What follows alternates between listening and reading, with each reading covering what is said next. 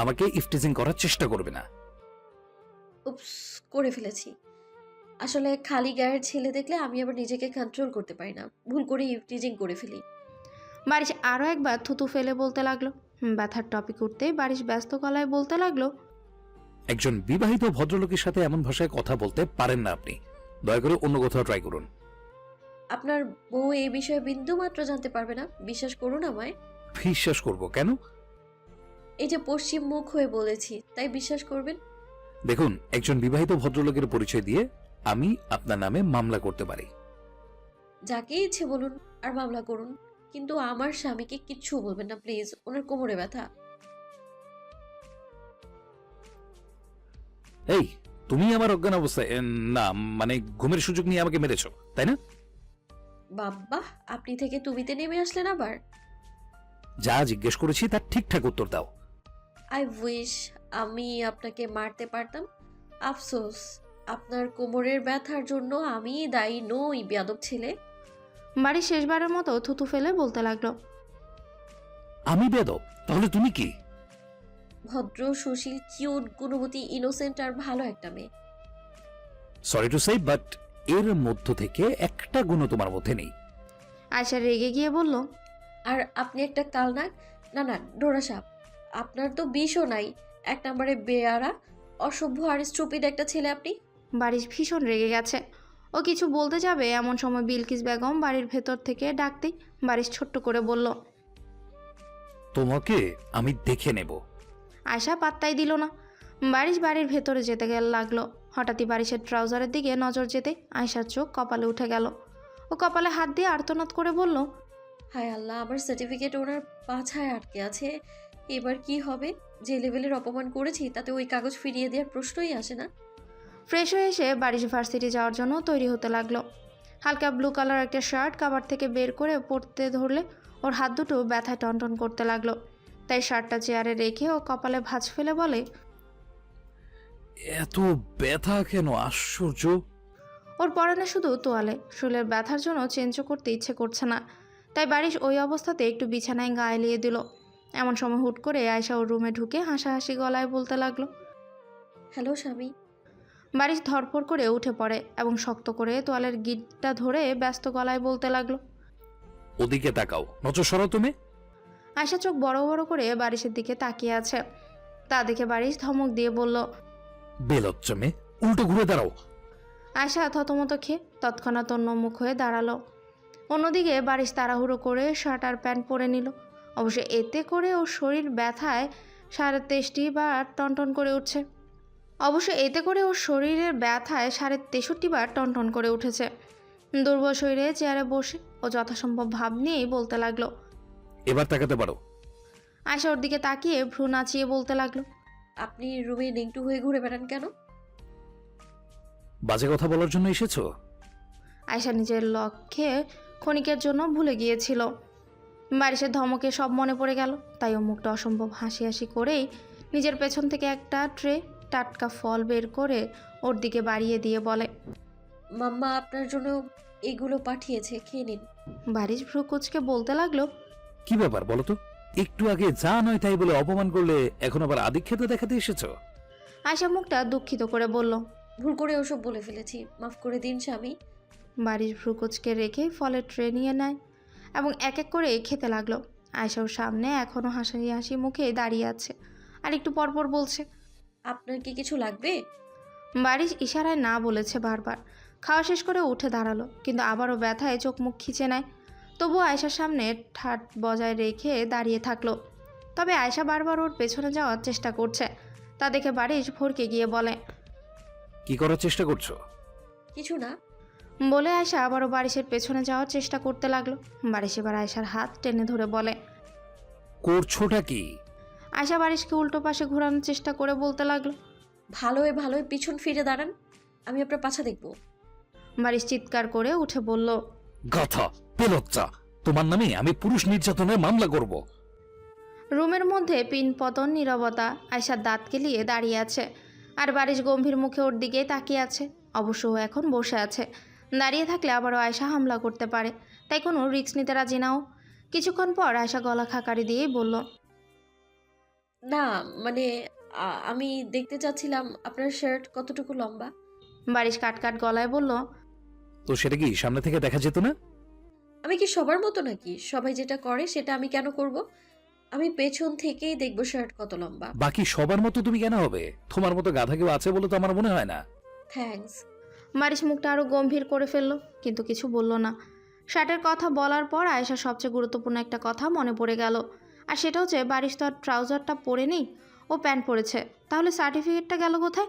আয়েশা ভীষণ চিন্তিত হয়ে পড়ল। বারিশ ওকে দাঁড়িয়ে থাকতে দেখে বলল, আশ্চর্য, যাচ্ছ না কেন? তুমি কি এখানে আজকের দিনটা থাকতে চাচ্ছ? আয়েশা মুখটা হাসি হাসি করেই বলল, কেন চাইতে পারি না? যতই হোক আপনি আমার একমাত্র স্বামী। বারিশ চোখ মুখ কুঁচকে ওর দিকে তাকালো। ওদিকে আয়েশার মাথায় সুন্দর একটা বুদ্ধি চলে এসেছে, তাই ও কপট রাগ দেখিয়ে বলতে লাগলো, রুমের একই অবস্থা করেছেন, ছেলেরা তো গাদ্রা কি করে হতে পারে? কথাটা বলে বারিশের উত্তরের কোনোরূপ অপেক্ষা না করে আয়শা রুম গোছাতে শুরু করে। রুম গোছানোর চেয়ে সার্টিফিকেটটা খোঁজার প্রতি ওর আগ্রহ বেশি। পুরো রুম সত্যি এলোমেলো হয়ে আছে, তাই আয়শাকে বেশ পরিশ্রমী করতে হচ্ছে। এতে করে বিরক্ত হয়ে আয়শা মনে মনে বলে, নিজের রুম না গোছানোর শাস্তিগুলো মনে হয় আজকে পাচ্ছি। মাম্মা, তুমি আমার রুম গোছানোর সময় মনে মনে এই দোয়া করতে, তাই না? বাবার মতো একটা ভদ্রলোকের বউ তুমি কিভাবে হতে পারো, এটাই মাথায় আসছে না আমার। ছ্যা। এসব বকবক করতে করতে আয়শার রুম গোছানো সম্পূর্ণ হয়ে গেল। কিন্তু আফসোস সাথে বলতে হচ্ছে কিন্তু আফসোসের সাথে বলতে হচ্ছে সার্টিফিকেটটা কোথাও খুঁজে পাইনিও। তাই বারিশের দিকে তাকিয়ে মুখটা মিষ্টি করে বলতে লাগলো, স্বামী, গোসল করার পর কাপড়গুলো নিশ্চয়ই বাথরুমে রেখে দিয়েছেন, তাই না? অবশিষ্ট থাকা ফল খেতে খেতে বারিশ বলল, আমাকে কি এতই অকর্মণ্য মনে করো নাকি? কাপড় ধোয়া আমার কাছে কোনো ব্যাপারই না। আয়শা তবুও নিশ্চিন্ত হতে পারল না, তাই ও ওয়াশরুমেও কিছুকে দিল। আসলে কোনো কাপড় নেই এবং কোনো সার্টিফিকেটও নেই। আয়শা হতাশ হয়ে গেল, তবুও শেষ ভরসা হিসেবে ও বলতে লাগলো, কাপড় নিশ্চয়ই ভালো মতো মেলে দেননি, আমি যাচ্ছি ঠিক করে দিতে। বারিশ ফল খেতে খেতে বলল। যা ইচ্ছে করো। আয়শা দ্রুত ব্যালকনিতে চলে গেল। তারপর বারিশের ট্রাউজারটা উল্টে পাল্টে দেখতে লাগলো। না, কোথাও সার্টিফিকেটের কোনো চিহ্ন নেই। আয়শা এবার হতাশ হয়ে পড়ল। আয়শা দীর্ঘশ্বাস ফেলে বলতে লাগলো, কোথায় চলে গেল? বারিশের পেছনে এসে দেয়ালে হেলান দিয়ে বলল। সার্টিফিকেটটা এখানেও পেলে না সিঙ্গেল কমিটির সভাপতি? আয়শা চমকে উঠল। রীতিমতো ওর মাথার উপর বড়সড় একটা বাজ পড়ল যেন। ও চৌকিতে পিছে ঘুরে তাকায়। বাড়ি সার্টিফিকেটটা চোখের সামনে মেলে ধরে পড়তে পড়তে বলল, এই সার্টিফিকেটের জন্য কবরস্থানে গিয়েছিলে জিনগুলোকে ভয় দেখাতে? আয়শা মিনমিনে গলায় বলল, আমাকে সার্টিফিকেটটা দিয়ে দিন। এত সহজে দেব? আমাকে এত ভালো মনে হয় তোমার? শাকচুনিদের মাথায় ব্রেন নেই দেখছি। আয়শা খ্যাপাটে গলায় বলতে লাগলো। কে শাকচুন্নি, বেশি কথা বলিস। চুপচাপ আমার সার্টিফিকেট ফিরিয়ে দে। বাড়ি সোজা হয়ে দাঁড়িয়ে অস্পষ্ট হেসে বলতে লাগলো, তুই তো করি? হ্যাঁ তো কি করবি? এত নাটক তো আমার ভালো লাগে না। আমাকে শাকচুন্নি না বলে এমন ব্যবহার পেতি না। শাকচুন্নিকে শাকচুন্নি বললে তারা এভাবেই রেগে যায়, তাই মাইন্ড করলাম না। তবে সার্টিফিকেটটা মনে হয় হারিয়ে ফেললে। ভেবেছিলাম দিয়ে দেব, কিন্তু এমন ব্যবহারের পর তো দেওয়া অসম্ভব। আয়শার আগের মাথায় ওসব বলে তো দিয়েছে, কিন্তু এবার ওর মুখটা চিন্তায় ছেয়ে গেল। তাই ও মিনমিনে গলায় বলতে লাগলো, দুঃখিত, মাথার তার ছিঁড়ে গিয়েছিল, আর এমন করব না। প্লিজ সার্টিফিকেটটা দিয়ে দিন। বুঝলাম, কিন্তু এত শুকনো কথা তো বলবো না, একটু ভালোভাবে রিকোয়েস্ট করো। আয়শা ভ্রু কুঁচকে গেলেও ও কণ্ঠ নরম করে বলতে লাগলো, দয়া করে দিয়ে দিন না সার্টিফিকেটটা। আপনাকে কখনো বিরক্ত করব না তো আমি। হচ্ছে না, আরো সম্মান চাই। আয়শা মনে মনে বলল, শালা গুন্ডা, তোকে কে সম্মান দিবে রে? অসম্মানিত ব্যক্তিকে আবার সম্মান দেয় কি করে, হ্যাঁ? কিন্তু মুখে বলল, ওহে স্বামী, দিয়ে দিন না। আরো একটু। আয়শা বহু কষ্টে নিজের রাগ নিয়ন্ত্রণ করলো, অতপর গলা খাকারি দিয়ে বলল, মিস্টার বিজয় আহমেদ বারিশ, এলাকার সবচেয়ে গুরুত্বপূর্ণ ভদ্রলোক, ভার্সিটির প্রিয় ভাজন স্টুডেন্ট এবং ব্রিলিয়ান্ট খেলোয়াড়, অনুগ্রহপূর্বক আপনার হস্তলিপিখানা আমার হস্তে হস্তান্তর করিলে ভীষণভাবে কৃতজ্ঞ থাকিব। আপনি দয়া করে এই অনুরোধ মেনে নিলে আমি একটু নিজ গৃহে চলে যেতাম। বারিশ অস্পষ্ট হাসলো, তারপর মুখটা স্বাভাবিক করেই বলতে লাগলো, আপনার অনুরোধ গ্রহণ করা হইল, আপনার হস্ত বাড়িয়ে দিন। আয়শা হাত বাড়িয়ে দিল, বাড়ির সার্টিফিকেটটা ওর হাতে দিল। সার্টিফিকেটটা পাওয়ার সাথে সাথে আয়শা লাফাতে লাফাতে ব্যালকনি থেকে রুমে প্রবেশ করলো। তারপর রুম থেকে বাইরে যেতে ধরলেই বারিশ গলা খাকারি দিয়ে বলল, বাই দ্য ওয়ে, বিবাহিত মানুষ সিঙ্গেল কমিটির সভাপতি, বিষয়টা একটু গোলমেলে না? আয়শার কদম থেমে গেল। ও চকিতে পিছু ঘুরে বলল, এখানে প্যাচ লাগাবেন না দয়া করে। তুমি না বললে ব্যাচ লাগাতাম না, এখন লাগাবো।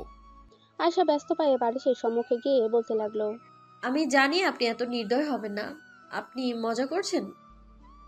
ভুল জানো, আমি জন্মের পর থেকেই নির্দয়। এটা গুজব। আপনি যে কত ভালো মানুষ এটা আমি নিজেও জানেন না। আয়শা মনে মনে বলল। আল্লাহ, এত বড় মিথ্যে কথা বলার জন্য মাফ করে দিও আমায়। বারিশ হাই তুলে বলতে লাগলো, এত চাটাম মারতে হবে না। আমি একজন সচেতন নাগরিক। একজন বিবাহিত মহিলা সিঙ্গেলদের সাথে এইভাবে বেইমানি করেছে, সেটা আমি মানতে পারছি না। পারেন পারেন, আমি না আপনার বউ। স্বজন প্রীতি চলবে না। আমাকে রাজনীতিবিদ পেয়েছো, আমি ন্যায়ের পক্ষে। দয়া করে বলবেন না, একটু আমার কথাটা ভাবুন। বারিশ কিছুক্ষণ নিশ্চুপ থেকে বলতে লাগলো। আচ্ছা, একটা সুযোগ দেওয়াই যায়। আয়শার মুখটা উজ্জ্বল হয়ে উঠল। তবে ওর মুখ অন্ধকার করে দেওয়ার জন্য বারিশ বলে উঠল, তবে একটা শর্ত আছে। কি শর্ত? আগামী 1 সপ্তাহ আমি যা বলবো তাই তোমাকে করতে হবে, কোনো অজুহাত আমি শুনবো না। ভার্সিটির ক্যাম্পাসে বসে আজিম আকাশের দিকে তাকিয়ে আছে। ও ফিলোসফি ডিপার্টমেন্টের স্টুডেন্ট, তাই সুযোগ পেলে গম্ভীর চিন্তায় ডুবে যায়। ওর পাশে ওসমান বসে আছে। ও অবশ্য চিন্তায় ডুবে নেই, বরং বইয়ে ডুবে আছে। নিজের চিন্তা থেকে ক্ষণিকের জন্য বিরতি নিয়ে আজিম ওসমানকে উদ্দেশ্য করে বলল, একটু তো পড়াশোনা থেকে নিজেকে রেহাই দে রে ভাই। পড়াশোনার ঝলক দেখি কি পুরো রংপুরের আগুন লাগিয়ে দিতে চাস নাকি? ওসমান বইয়ের পৃষ্ঠা উল্টে বলতে লাগলো, সে ইচ্ছে আমার নেই, একটু পর ক্লাস টেস্ট আছে তাই পড়ছি।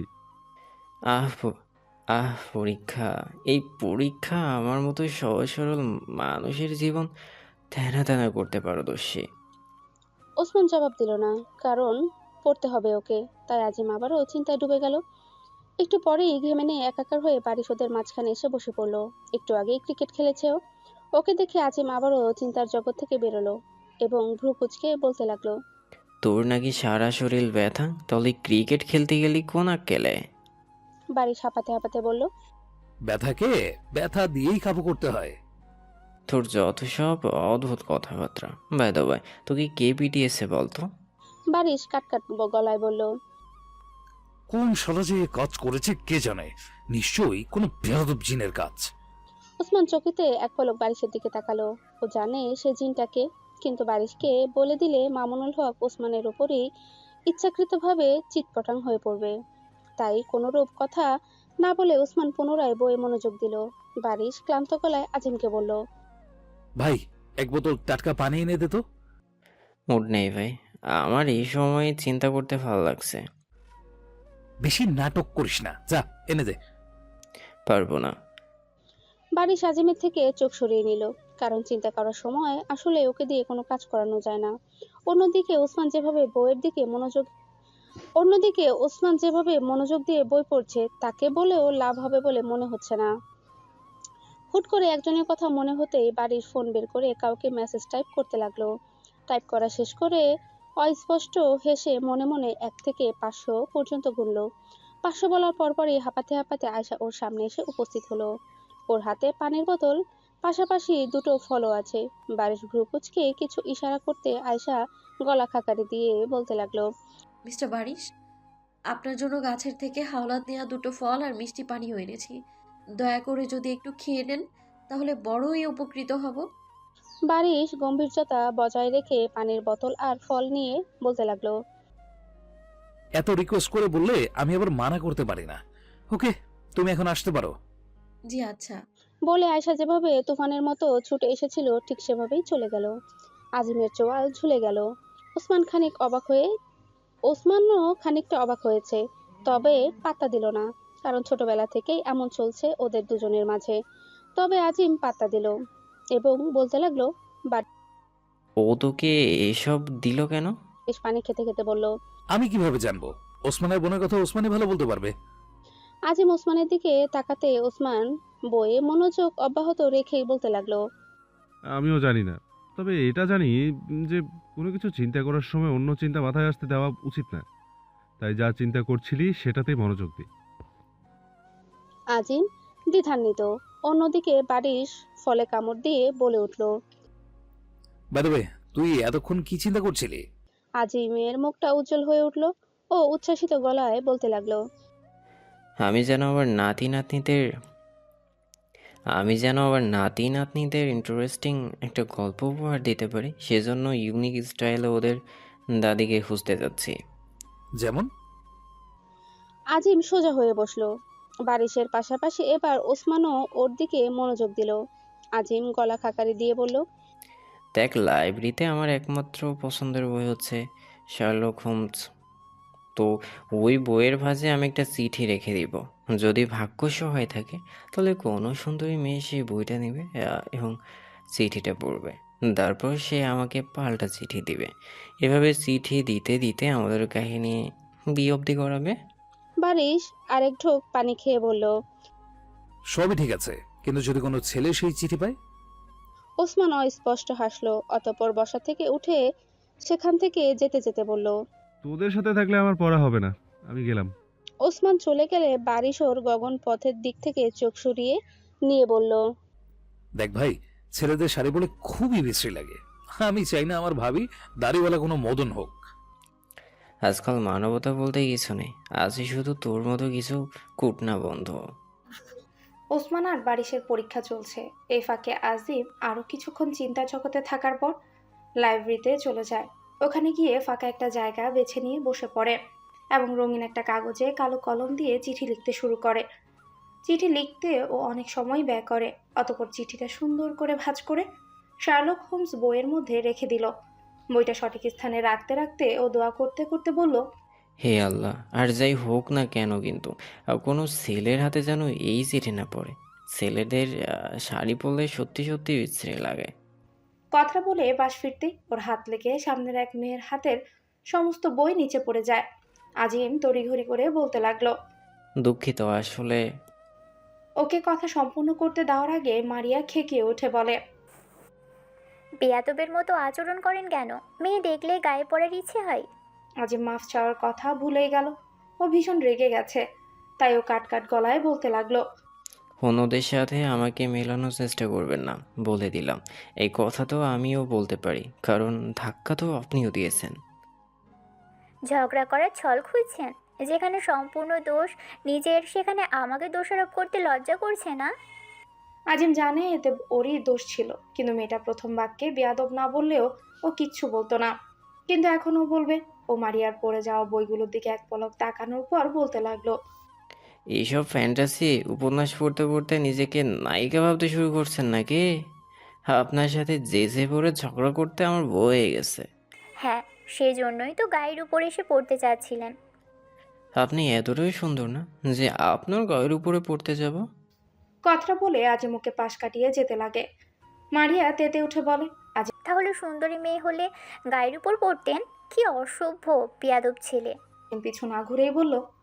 তার মানে স্বীকার করলেন আপনি অসুন্দরী? মারিয়া এতটাই রেগে গেল যে ওর মুখ থেকে কথাই বের হচ্ছে না। তার উপর আজিমও লাইব্রেরি থেকে বেরিয়ে গেছে ইতিমধ্যে।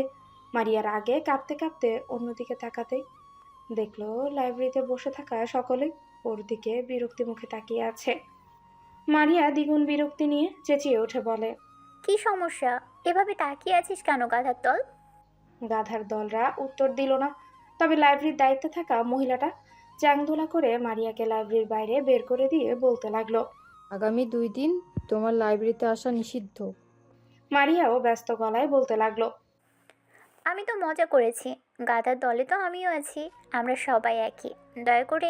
মহিলাটা মারিয়ার মুখের উপর লাইব্রেরির দরজা বন্ধ করে দিল। মারিয়া হা হুতাশ করে বলতে লাগলো, অন্তত আমার বাছাই করা বইগুলো তো দিন। কোনো সারা শব্দ নেই। বেশ কিছুক্ষণ লাইব্রেরির সামনে দাঁড়িয়ে থাকার পর মারিয়া হাঁটতে হাঁটতে বলল, লাগবে না তোর বই। আমার বাড়িতেও বড় লাইব্রেরি আছে। সেখান থেকেই এই 2 দিন বই পড়বো। আমাকে আটকে রাখা এত সোজা নাকি? তিশা পিলারের পেছন থেকে বেরিয়ে এসে গলা খাকারি দিয়ে বলল। 2 দিন পর কি করবি? মারিয়া প্রথম দফায় চমকে উঠল, নিজেকে সামলে নিল। অতঃপর ভাব নিয়ে বলল, তারপর আবারও লাইব্রেরিতে চলে আসবো। এই মহিলাকে শিক্ষা দিব। অবশ্য উল্টে আমাকেও শিক্ষা দিতে পারে। মহিলা যে বডি আমি শিওর না। তিশা হাসতে হাসতে বলল, থাক, কষ্ট পাস না। কথা বলতে গিয়েছিলে কেন লাইব্রেরিতে? মারিয়ার রাগে গা চলতে লাগলো। ও দাঁতে দাঁত চেপে বলল, বলেছি কি আর সাধে, ওই বেয়াদব ছেলেকে তো আমি সারের দৌড়ানি খাইয়েই ছাড়বো। সিঙ্গেল কমিটি সেই ওয়াশরুম সাইজের অফিসে বসে আছে সকলে। অবশ্য মারিয়া নেই। ওর মাথা এতই গরম হয়েছে যে ওকে বাড়িতে গিয়ে সেটা ঠান্ডা করতে হবে। তাই আয়শা ওকে আর কোনোরূপ বাধা দেয়নি। তবে কমিটির গুরুত্বপূর্ণ আলোচনা শুরু করার আগে ও বলতে লাগলো, আজকে ছাড় দিয়েছি মানে প্রতিদিন দিব তা কিন্তু না। তোমরা সিঙ্গেল কমিটির একটা সভাও মিস দেওয়ার ক্ষমতা রাখো না, এমনকি আমিও না। আমি যদি কোনোদিন সভার মাঝখান থেকে উঠে চলে যাই তাহলে আমার দুগালে দুটো করে চড় মারবে। আয়শার কথা সম্পূর্ণ হওয়ার পরপরই ওর ফোনে টুং করে একটা মেসেজ ভেসে ওঠে। মেসেজটা হচ্ছে, 2 মিনিটের মধ্যে মাঠে আসো, 1 সেকেন্ড দেরি হলে তোমার পর্দা ফাঁস হবে। আয়শা তৎক্ষণাৎ দৌড়াতে লাগলো। রুমে উপস্থিত বাকি 3 জন হাঁ হয়ে ওর দিকে তাকিয়ে থাকলো। ওদিকে আয়শা বারিশের সামনে গিয়ে উপস্থিত হয়। বারিশ ঘড়ির দিকে তাকিয়ে ভ্রু কুঁচকে বলতে লাগলো, পাক্কা 30 সেকেন্ড দেরি করেছো, এর বিনিময়ে পুরো মাঠে একবার চক্কর দিয়ে আসো। আয়শাও ভ্রু কুঁচকে গেল। ও গম্ভীর গলায় বলল, আমি দৌড়াতে পারবো না। আচ্ছা ঠিক আছে, তোমার সিঙ্গেল কমিটির অফিসটা যেন কোন দিকে? আয়শা তৎক্ষণাৎ ব্যস্ত গলায় বলতে লাগলো, আমি তো মজা করেছি, দৌড়াতে পারবো না কেন, এখনই দৌড়াচ্ছি। কথাটা বলে আয়শা পুরো মাঠ একবার চক্কর দিয়ে আসলো। এতে করে বেচারির এনার্জি শেষ হয়ে গেল। ও ঘাসের উপর ধপ করে বসে পড়ে। তা দেখে বারিশ বলতে লাগলো, ও হ্যাঁ, যেটার জন্য রেখেছিলাম। কি? বারিশ ঘাড়ে হাত বুলাতে বুলাতে বলল। ঘাটটা একটু মালিশ করে দাও তো, ব্যথা করছে। আয়শা গম্ভীর মুখে বারিশের দিকে তাকালো। ওর চাহনিকে পাত্তা না দিয়ে বারিশ ওকে তাড়া দিয়ে বলল, কি হলো, মালিশ করে দাও। আয়শা অপরিসীম অনীহা থাকা সত্ত্বেও বারিশের ঘাড় মালিশ করে দিতে লাগলো। তবে এত জোরেই মালিশ করতে লাগলো যে শেষে বারিশ ওকে থামিয়ে দিয়ে বলে, হয়েছে হয়েছে, যাও। আয়শা খিক খিক করে হেসে বলতে লাগলো, আর কোথাও মালিশ করা লাগলে বলুন, করে দিচ্ছি। থাক, লাগবে না, যেতে পারো। আয়শা হাসতে হাসতে চলে যায়। এদিকে ও যেতে বারিশ ঘাড়ে হাত বুলিয়ে মৃদু আর্তনাদ করে বলে, শাকচুনিটা ঘাড়ের ব্যথা দ্বিগুণ বাড়িয়ে দিয়ে গেল। 1 নম্বরের বেয়াদব স্বামী জুটবে কপালে। বারিশের ভেতর থেকে একটা লম্বা শ্বাস বেরিয়ে উঠল। নিজেই নিজের এত প্রশংসা করতে নেই। এতে করে বারিশ থতমত খেয়ে গেল। ও বারবার ভুলে যায় যে আয়েশা ওর বউ। বারিশকে বেশিক্ষণ লজ্জিত থাকতে হলো না। ওর কানে কয়েকটা ছেলের কথোপকথন ভেসে আসলো। এই কালো বোরকা পরা মেয়েটা পাগল নাকি? পুরো মাঠে কিভাবে দৌড়ালো? সফল হয়েছে বলতে গেলে। দেখ, আসলেই আমরা ওকে নিয়ে আলোচনা করেছি। বোরকা পরা মেয়েগুলো ওপরে ভালো সাজলেও ভিতরে এমন শেষরা।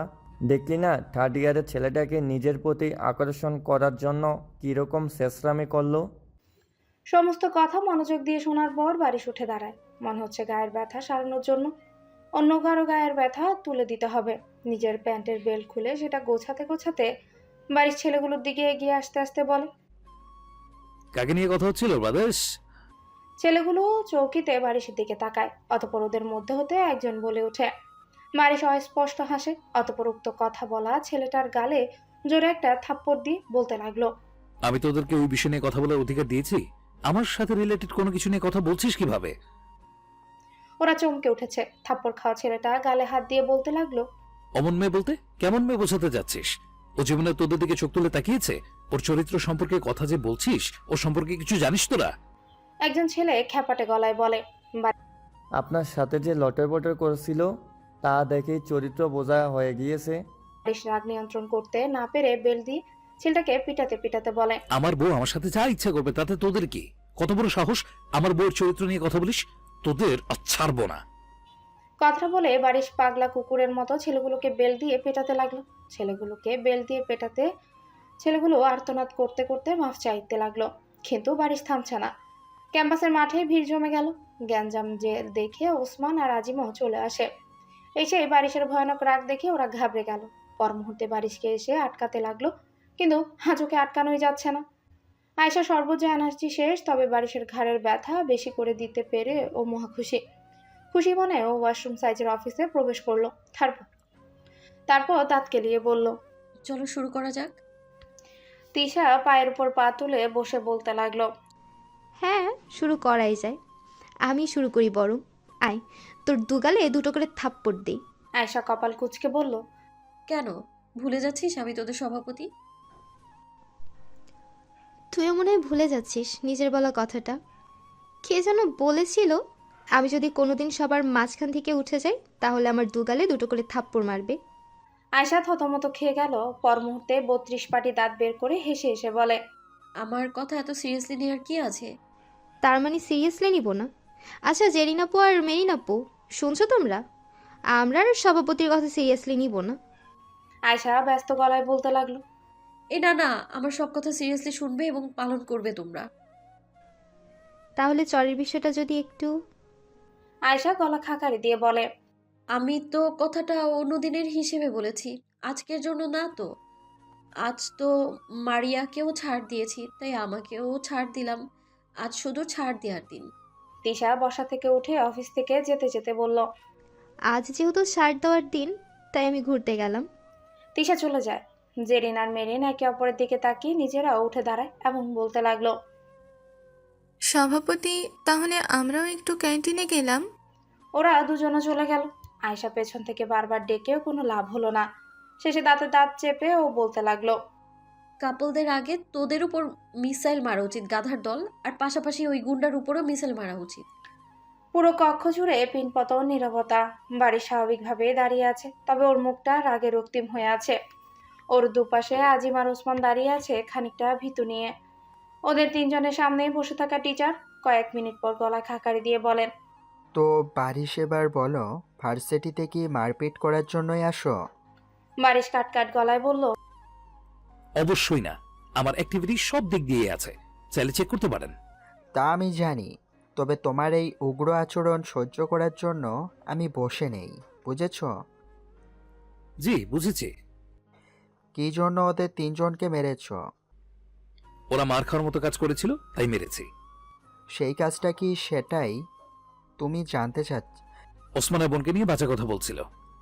ওসমান মাথা নিচু করে দাঁড়িয়েছিল। আয়শার প্রসঙ্গ আসতেই ও চকিতে বারিশের দিকে তাকায়। অতঃপর ব্যস্ত গলায় বলতে লাগলো, আয়শার সাথে কেন বেয়াদবি করেছিলে? আমাকে আগে বলিসনি কেন? আমিও পারতাম একটু।